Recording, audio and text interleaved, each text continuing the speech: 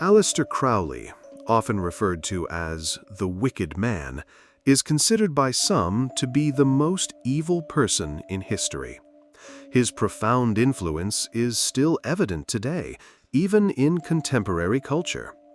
Born around 1870 to 1880, Crowley lived through both World War I and World War II. He was British, and his full name was Aleister Crowley.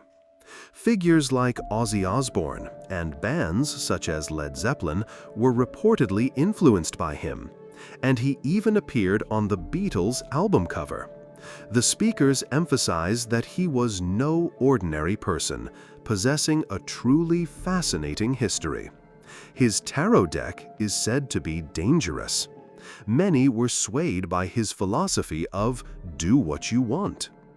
Crowley's early life was marked by an exceptionally strict Christian upbringing.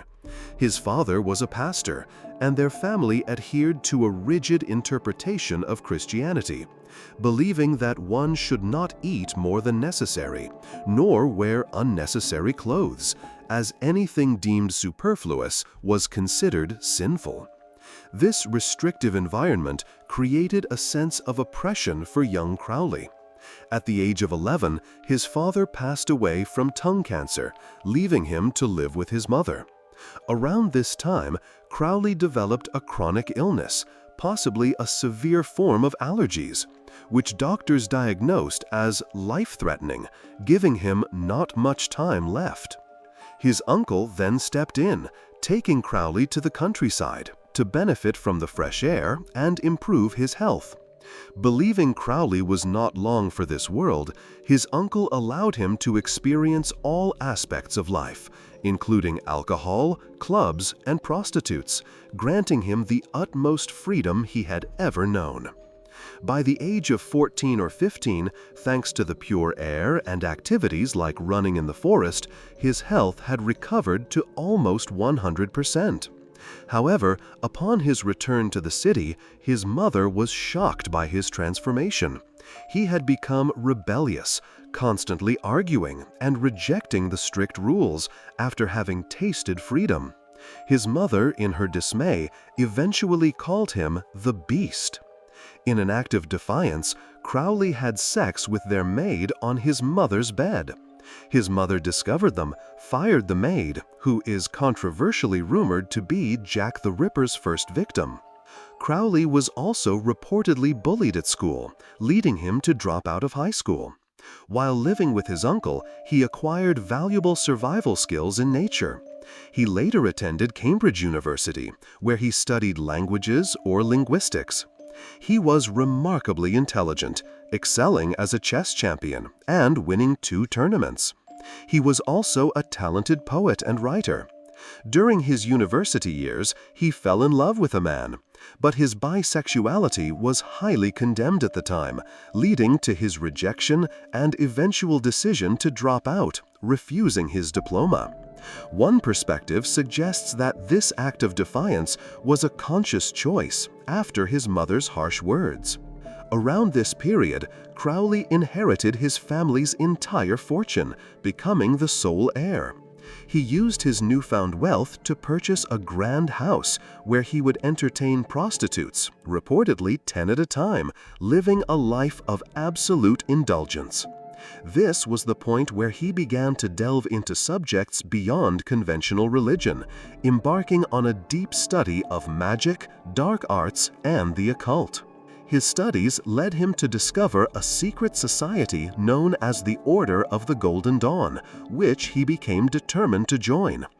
Initially, he attempted to gain entry by disguising himself as a Russian, though the society members quickly saw through his charade. Despite this, he proved to be an industrious and diligent member, diligently following all the society's rules. The Golden Dawn's teachings primarily focused on rituals, sacred codes, magic, and astronomy. Notably, famous figures, including the first author of Sherlock Holmes, were part of this esteemed group. Many Freemasons also gravitated to this society for their studies. Crowley performed a particular ritual to worship their god, invoking specific entities.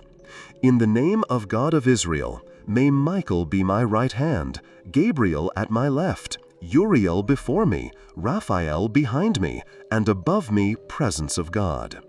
Believing that he could achieve a deeper connection with God while high, Crowley started using drugs during his rituals. He even claimed that through this technique, he gained special abilities such as invisibility and walking on air. He encouraged other members to adopt his methods, but the society vehemently rejected drug use, accusing him of misusing their practices, and consequently expelled him. After his expulsion, Crowley managed to acquire forbidden books and information on black magic, possibly related to Satan worship, by exchanging knowledge with a contact still within the order. These were highly secretive texts, accessible only to those of a very high rank. Crowley then purchased a large mansion, or had, which later accounts to the infamous Abbey of Thelema, where he conducted daily rituals, invoking angels and demons, and attempting to open the gates of hell. At the time, nothing overtly supernatural seemed to manifest. However, decades later, Jimmy Page, the guitarist for Led Zeppelin, a known occult enthusiast, bought this very mansion, but found it impossible to live in due to intense paranormal activity, confirming its haunted nature. The house is said to still exist and remains haunted to this day. During this period, Crowley was a prolific writer, penning an astonishing 450 to 470 books. He also embarked on extensive travels to further his studies, visiting Japan, China, Mexico, where he reportedly learned indigenous rituals, India, and ultimately settling in Cairo, Egypt. In Cairo, he encountered a woman named Rose, who was seeking to escape a forced marriage. Crowley offered her companionship on his travels, and they ended up in Cairo. Unexpectedly, Rose began to hear messages from an ancient Egyptian deity, Horus, referred to as Hus or Horos, who proclaimed that Crowley was destined to be a prophet. Initially skeptical, Crowley's doubts vanished when Rose, while at a museum, pointed directly to a statue of Horus, which happened to be labeled as exhibition number 666, the number associated with Satan. Convinced, Crowley and Rose returned to their hotel to perform a ritual, reportedly using stolen artifacts from the museum. During this ritual, Crowley claimed to hear the voice of Aiwass, identified as Horus's messenger angel, for 3 consecutive days and nights. He meticulously transcribed everything Aiwass uttered, which became the Book of the Law, his spiritual Bible. The very first words written in this book were, "Do what you want," a phrase that would become a cornerstone of his philosophy. The book further declared Crowley to be the prophet of this new religion. He proceeded to print and sell this book widely. Crowley and Rose had 2 children, but their first child tragically passed away. This loss deeply affected Rose, causing her to become stressed and to drink heavily, eventually requiring rehabilitation. Crowley, however, seemed to lose interest in Rose once she had served her purpose in his spiritual awakening. He eventually sent their surviving daughter away, to be raised far from his influence. Driven by a desire to mock the Order of the Golden Dawn, Crowley sought to re-enter the society. He contacted the head of the order, who resided in a different country, and who, having read Crowley's book, offered him a letter of recommendation and full access. Yet, upon his return, the order's members dismissed the letter as a fake. In a final act of spite, Crowley secretly entered their building one night and changed all the locks, effectively crippling and ending the Order of the Golden Dawn. Crowley also embarked on a perilous mountain climbing expedition on one of the world's 3 most dangerous mountains, accompanied by a team of followers. His stubbornness was evident as he disregarded his team's exhaustion and their warnings, refusing to stop or change course. His team ultimately abandoned him, choosing to descend. Tragically, many of them perished in a sudden snowstorm. Crowley, meanwhile, remained in his tent, reportedly performing rituals, and chillingly remarked that the screams of the dying were a beautiful ceremony. He later traveled to Italy, where he purchased a house in a village and established his Thelema cult. This cult became infamous for its practices, with members reportedly walking naked, engaging in public sexual acts, using drugs, and performing strange rituals. The village's animals began to mysteriously disappear, believed to be used in Crowley's sacrificial rites. The cult reached a tragic peak when one member died from an infection after sacrificing a cat and drinking its blood. The victim's wife reported Crowley, which led to his expulsion from Italy. The house he occupied there is reportedly still standing and widely believed to be haunted due to his activities. In his later years, Crowley became frail and extremely thin, ravaged by a severe heroin addiction that he could not overcome.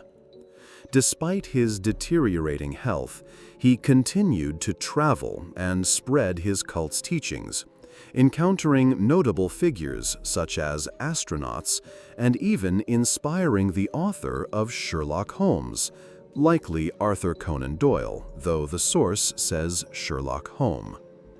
He eventually returned to England, spending his final days in a small house by the sea. In a surprising turn, an unknown woman approached him, expressing a desire to have his child, and he agreed. For a period, he cleaned himself up, abstaining from alcohol and drugs, and raised his child by the seaside until his death at the age of 72. It was later revealed that he had accumulated sexually transmitted diseases since the age of 14, which likely contributed to his health issues. Posthumously, Crowley's influence soared, particularly during the hippie era, where his Book of the Law resonated deeply. Icons like John Lennon, bands such as AC/DC and Led Zeppelin, and many other artists of the 1960s, 70s, and 80s were significantly influenced by him, with some even featuring him on their album covers.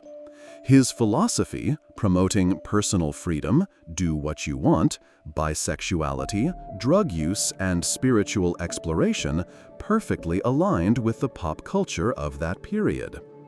A less-known aspect of his life was his role as a double agent or spy during World War II, working for both Germany and England while residing in America.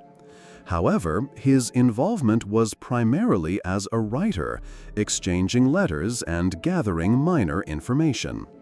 The speakers noted that he was not a James Bond, but more akin to a Pink Panther in terms of his espionage skills. Crowley also faced a lawsuit from the secret society he had betrayed, who accused him of revealing their confidential secrets in his writings. Despite this, he was known as a master of manipulation, possessing a charismatic charm that allowed him to persuade and influence people throughout his life. Ultimately, he managed to resolve the legal dispute with the society, and they even came to accept his book. The speakers conclude by expressing their belief that Aleister Crowley's rich and multifaceted life story, filled with diverse experiences and transformations, deserves to be adapted into a film. They emphasize that his trajectory, especially his awakening and rebellion against his overly strict upbringing, makes him a uniquely interesting subject for biographical study.